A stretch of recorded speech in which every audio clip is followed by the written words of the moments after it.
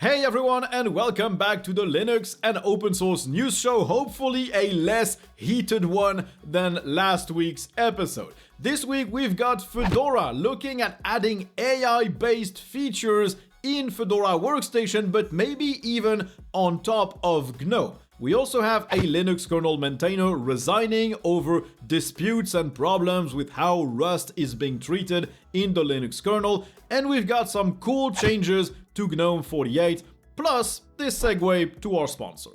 So this video is sponsored by TuxCare. They offer an entire suite of solutions that lets you update your Linux systems without needing to reboot through rebootless live patching. And they also offer endless lifecycle support for Linux distributions, for your system libraries, for development languages, and for software development frameworks like PHP, Python, Spring, and now .NET 6. This one reached end of life in November 2024, but if you couldn't port your apps to a newer version, or if you simply just cannot port them at all, TuxCare has you covered. They will keep providing you with updates and security fixes for the .NET installer, for the ASP.NET Core runtime, for the .NET runtime, for the .NET SDK, all of it both on Windows and on Linux. And for Windows users, the .NET Desktop runtime is also supported. This will let you keep using the apps you've built for as long as you need, so you can stay compliant with your security obligations, you can stay secure, and you can decide when you need to migrate to a new version of .NET. So as always, you can click the link in the description to learn more about TuxCare's endless lifecycle support for .NET 6, but also for Linux distros, software development frameworks, and development languages. Now, Christian Schaller, the lead for desktop at Red Hat, but also at Fedora, listed in a very long blog post what they were going to work on. And the first thing is going to be AI, because yes, Fedora is probably going to get some AI features. Christian said that they'll be looking how they can implement AI in Fedora Workstation. They say that thanks to IBM Granite, they have a proper open source module that can be extended and used to power development tools. They're apparently in the brainstorm phase, but they are also looking at ways to give new AI features inside of GNOME directly. Now apparently Granite is indeed truly open source because they used publicly available datasets that are also open. And so according to the open source initiative's definition, this might be the only real open source model. Of course, you'll let me know if I'm wrong down in the comments. The second area of focus for Fedora will be Wayland. Of course, Wayland is at the last stages of its deployment and community ramp up. All the protocols are mostly finished, and everything that will be added or will arrive will likely be just like x.org extensions, meaning 95% of users don't need that, won't use that, but they're still a nice addition. HDR is next. Apparently people from KDE are helping to test the GTK implementation that just arrived in GNOME 48, so that's cool collaboration in here. Pipewire is also still an area of focus, notably on capturing camera input, and they're also working on making system daemons installable through Flatpaks, which would solve a few issues with the Flatpak sandbox. They've also worked on improving portals to make sure that Firefox can be flat-packed properly, and they're also working on adding HDR support inside of Firefox itself. Finally, GNOME software will be getting DNF5 support, so it doesn't need to maintain two package caches, one for the command line DNF5 and one for GNOME software relying on DNF4. And accessibility will be the last focus, with better Wayland extensions and portals, work on Orca, the screen reader, and work on GTK4 to make sure that GNOME is as accessible as can be. And Red Hat will be hiring 2 developers to work on these features. But obviously, the headline here is AI inside of Fedora Workstation and maybe even inside of GNOME. I truly hope that this is optional. You can elect to add that at install or not. If it's inside of GNOME, distros will definitely be able to build GNOME without those features, but if it's at the distro level, I hope Fedora gives people an option to not install that, because, yeah, I think they're gonna lose a lot of people if they force AI down their throats. So it looks like the adoption of Rust in the Linux kernel is not going super smoothly. There's a lot of opposition on the kernel maintainer's side, as some seem to believe that adding multiple language in the same project or in the same areas of the project will lead to risks and problems. A Microsoft dev had already left the Rust for Linux project because they were tired of dealing with what they called non-technical nonsense, presumably referring to people wanting to get rid of Rust entirely on grounds that weren't really based on the merits of the language itself. But now, this argument is heating up again. A patch was submitted that would let Rust drivers access memory mapping functions in the kernel. But a maintainer, Christoph Helvig, simply did not want that, stating that they did not want Rust code in the direct memory access part of the kernel, even though, well, apparently that Rust code was not going to that part of the kernel, it was added to another portion. He then was asked to submit an alternative to this, and he basically said, just figure it out yourself, you have to handle all the wrappers yourself outside of the part of the kernel that I'm handling. There was then some pushback again, this time from a Red Hat developer, and Helvig ended up calling cross-language codebases a cancer and impossible to maintain. Some people, like Hector Martin, the person behind everything Asahi Linux related, took that as a violation of the code of conduct, which I'll say I don't really think it is. Like, sure, calling something cancer is not a very nice way of expressing your opinion, but he did not insult a person, a group of people, or even a language or a codebase. He just said that the idea of mixing languages in the same part was a cancer, which you can disagree with, but it's not necessarily very insulting to anyone specifically. In the end though, since nothing happened after that, Hector Martin decided to resign from his kernel maintainer position. He said he no longer has faith in the kernel dev process or in its community management approach, probably because he's tired of dealing with pushback all the time on his work because of the language that he elected to use, which, let's be frank, is yielding absolutely fantastic results for Apple Silicon support, which, as far as I know, is mostly written in Rust. So Hector's work will continue downstream, but he just does not want to deal with the upstreaming process himself. Still, this is a pretty bad situation. Losing someone as talented as Hector is a big blow for the kernel itself, for the Asahi Linux project, because upstreaming their code is gonna be harder, and also it's not a good look for how you interact with other people in the kernel and how adverse to change it seems to be. Now, I am not a developer. I don't know the merits or lack thereof of Rust and whether it should be in the kernel, whether it should be mixed with C in the same parts of the kernel. I can't say. I'm not technical minded enough. I have worked with developers as a product manager on a bunch of mixed languages code bases, but they were neither the scope, the size, or the importance of the Linux kernel. No one ever complained about it. It never really seemed to be a problem for maintaining anything, for understanding anything. But those weren't the Linux kernel. I'm sure some people who have a lot more knowledge than me will let me know somewhere in a place where they can leave comments. Now we have some news about GNOME 48. GNOME is going to change to a new font for its UI and its terminal. They had been looking at Inter for GNOME 47 to replace Cantorel, but apparently Inter itself was not exactly right, and it created some problems in GNOME 47, which is why GNOME 47 did not come with Inter. But now for GNOME 48, they forked Inter into something called Adwaita Sans. They list it as being Inter with a disambiguated lowercase l, meaning, well, the lowercase l will be a lot more distinguishable from the uppercase L, I assume. I don't know how many other changes there are in there, but it is still recognizably Inter, and that's good because it is an absolutely fantastic and good-looking font. As per the monospace font, it's called Adwaita Mono, and it's based on Iosefka, which is another open source font, but it's customized, as they say, to match Inter. GNOME 48 will use these new fonts by default, but of course, if your distro ships with something else, they will very likely keep their own font. For example, Ubuntu will very likely keep the Ubuntu font.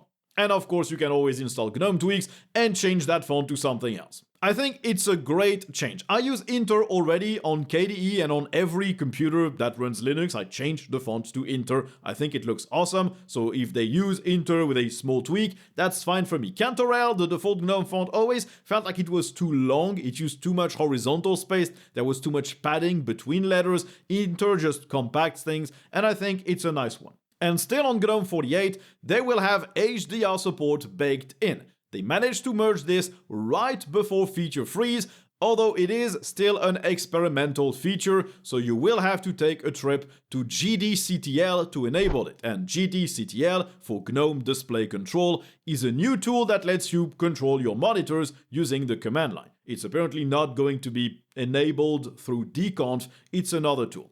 Afterwards, it will give you a little switch in the display settings that lets you enable HDR support in GNOME. It's using the BT2100 color space, which, as far as I could find, seems to be a standard for defining how HDR-capable devices render various colors. And so this one will join the long list of features that GNOME has, but also kinda doesn't because they're all experimental. There was already variable refresh rate, fractional scaling, and now there's HDR. Hopefully at some point, one, maybe all of them can be promoted to stable GNOME, especially fractional scaling. It's been there for years and it works, so why is it still experimental? It's really not. Now we have to go back to Rust drivers, but this time to talk about the Nova driver for Nvidia GPUs, and it's apparently making solid progress. Red Hat engineers have now submitted an initial stub, this meaning a simplified version of the driver that imitates the real behavior but isn't actually really functional. These patches will be the base of the driver, called Nova Core, and obviously they will replace all these stubbed functions by actual functions that actually communicate with the hardware and do things. And they'll keep doing that until Nova is usable, performant enough, and maybe it can replace Nuvo as the default drivers for more modern Nvidia GPUs. The Nova Core is what will interact with the Nvidia GSP firmware, which is the mandatory and unfortunately proprietary firmware that all newer Nvidia GPUs use. This new base for Nova was apparently only made possible because the Linux kernel 6.14 now has more plugs for Rust drivers, and Nova is written in Rust, so they needed this improved support before they could submit anything.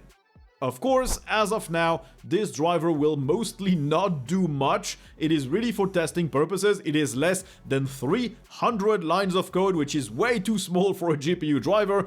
It's just here to basically map the architecture of the driver, place the simplified non-functioning functions, and define the layout of the code. But it won't actually work with your GPU right now. Still, it is interesting to see this driver get a proper start. Every time we've seen a driver developed with Rust, it generally was able to deliver something quite capable after about a year of work, and with Red Hat's engineers behind it, if they put enough work in it, it might go really fast and really smoothly. We already have the Nuvo driver in the kernel plus NVK, which are an open source stack, but Nova is really meant to get rid of all the old stuff that is in Nuvo and only work on recent modern Nvidia GPUs, presumably delivering better performance than what Nuvo can, and hopefully maybe even than what the proprietary Nvidia drivers can.